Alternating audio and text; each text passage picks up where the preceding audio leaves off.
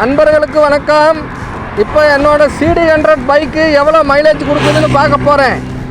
பாருங்கள், இப்போது டையாகி நிற்கிது மேம்பாலத்தில்.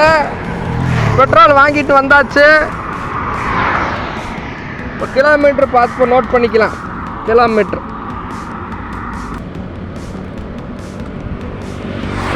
பெட்ரோல் ஊற்றுறேன் பாருங்கள்.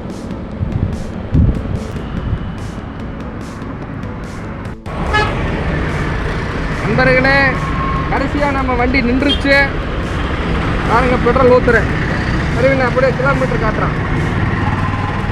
கிலோமீட்டர் காட்டு ஜூம் பண்ண.